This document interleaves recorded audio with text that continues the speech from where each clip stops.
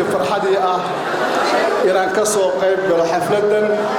sida weyn loo soo agaasimay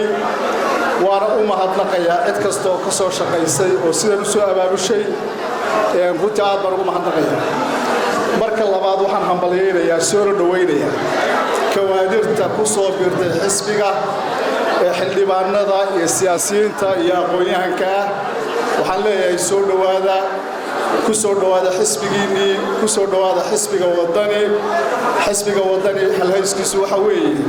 waynu u soo kala horeynay laakiin waa wada leenahay xisbiga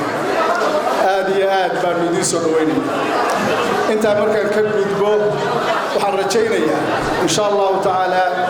inay xafladan noqon doonto intii ugu dambeysay xafladeen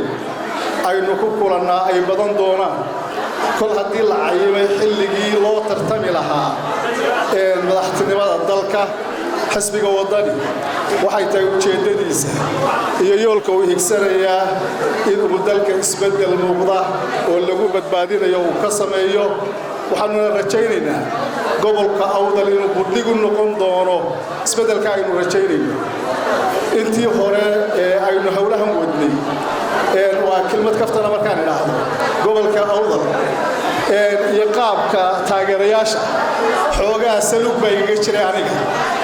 mar dhaweyd baan qolyo reer awdal la kaftana waxaan ku yidhi war sidii waa ka bedelan tahay waxay yidhahdeen warniyow daweynaan isbaranay reer bari baa tahay qolada reer galbeed waa soo diiraa mar ma fullaacin marka soo diiristu way ka muuqataa aad iyo aad baan ku mahadnaqayaa soo dhawaadeen dhammaan cusubina waxaan rajaynayaa insha Allah ta'ala ilaahay